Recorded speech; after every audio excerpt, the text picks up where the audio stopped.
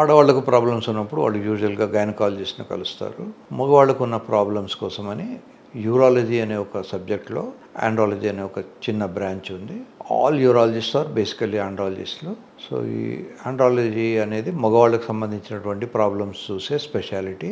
వీళ్ళకు మూత్ర సంబంధమైనవి కానీ, పిల్లలు పుట్టే సంబంధమైనవి కానీ, శృంగార సంబంధమైన ప్రాబ్లమ్స్ కానీ ఉన్నప్పుడు మీరు ఎనీ యూరాలజిస్ట్ని కలుసుకోవచ్చు. వారు ముందు మీకు ట్యాబ్లెట్స్ ఇచ్చి చూస్తారు. ట్యాబ్లెట్స్ ఇచ్చినప్పటికీ మీకు అనుకున్నంత రెస్పాన్స్ లేకపోయినా, అసలే పని చేయకపోయినా వాళ్ళు ఇంప్లాంట్ సర్జరీ అని ఒక సర్జరీ చేస్తారు. మీ అంగంలోకి ఈ రాడ్ పెట్టడం వల్ల మీ అంగం గట్టిపడుతుంది.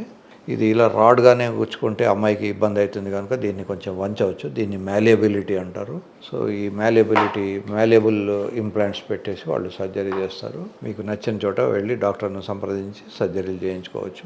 ఈ రాడ్ ఇది స్టీల్ రాడ్, దీనికి సిలికాన్ కవర్ ఉంటుంది. ఈ silicon is most acceptable by the body. Very రేర్గా ఇంప్లాంట్ కూడా బయటికి వస్తుంది. దీన్ని ఎక్స్పల్షన్ అంటారు. న్యాచురల్గా కూడా ఇది బయటికి రావచ్చు. ఎనీ ఫారిన్ బాడీలో రిజెక్ట్ అవుతూ ఉంటుంది.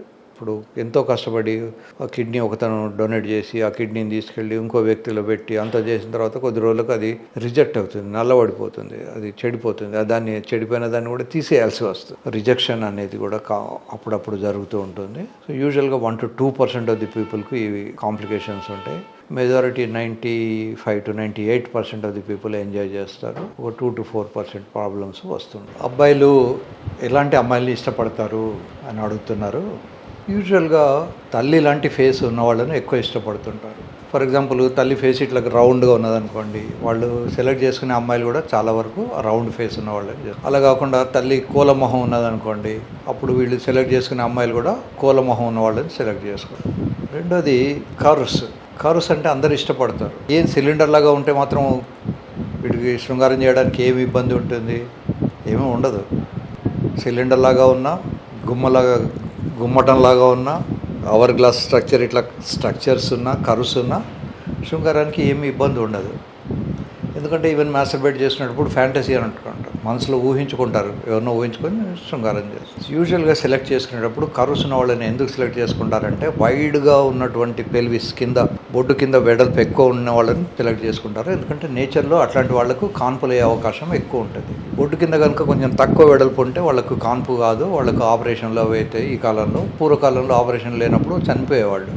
అందుకోసమని కరుస్ ఉన్న అమ్మాయిలనే ఎక్కువ మంది ఇష్టపడుతుంటారు, ఎస్పెషల్లీ వేస్ట్. ఇకపోతే ఫేషియల్ ఫీచర్స్ ఏమో మదర్ ఫీచర్స్ కానీ, బాగా పరిచయం ఉన్నటువంటి ఇంట్లో ఉన్నటువంటి మిగతా వాళ్ళ వ్యక్తుల ఫీచర్స్ కానీ కొన్ని కలిస్తే వీళ్ళకి ఇష్టమవుతుంది. ముందు ఎలా ఇష్టమని దగ్గరికి వచ్చినా ఒక అబ్బాయి ఉండిపోవాలనుకుంటే, ఇప్పుడు అమ్మాయికి ఎట్లా అయితే లవ్ అనేది ఇంపార్టెంట్, మగవాడి లవ్ ఈజ్ రెస్పెక్ట్. ఎక్కడైతే రెస్పెక్ట్ ఉండదో అప్పుడు వాడు అమ్మాయిని వదిలేసి దూరం వెళ్ళిపోతాడు.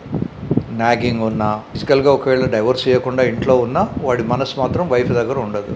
ఎవరైతే పార్ట్నర్ను మెచ్చుకుంటారో, వాడి గెలుపును వీళ్ళు కూడా మెచ్చుకుంటారో, వాడి గెయిన్ను వీళ్ళు కూడా ఎంకరేజ్ చేస్తారో, వాడి లాస్ను వీళ్ళు కూడా ఫీల్ అవుతారో, ఆ సంబంధం, ఆ రిలేషన్షిప్ కంటిన్యూ అవుతుంది. అలా కాకుండా అతన్ని ఈసడించుకొని, ఫర్ ఎగ్జాంపుల్ ఆయనకు లాటరీ టికెట్ వచ్చిందని చెప్పాడు అనుకోండి, ఆ బోర్డు లాటరీ టికెట్ నువ్వేంది కష్టపడ్డావు, అదే వచ్చింది కదా అని అన్నాడు అనుకోండి, వాడికి దాని మీద, ఆ అమ్మాయి మీద మనసు విరుగుతుంది. బయటికి డైవర్స్ ఇవ్వకపోయినా మనసులో స్లోగా మానసికంగా డైవర్స్ అయిపోతుంది. కనుక ఎదుటి వ్యక్తిని, అది అబ్బాయి అయినా అమ్మాయి అయినా, మెచ్చుకోవడం నేర్చుకోవాలి, వ్యాలిడేట్ చేయాలి. వాళ్ళకున్న గెలుపును మనం కూడా సెలబ్రేట్ చేసుకోవాలి, వాళ్ళకున్న బాధల్ని మనం కూడా పంచుకోవాలి. అప్పుడు ఆ రిలేషన్షిప్ స్ట్రాంగ్గా ఉంటుంది.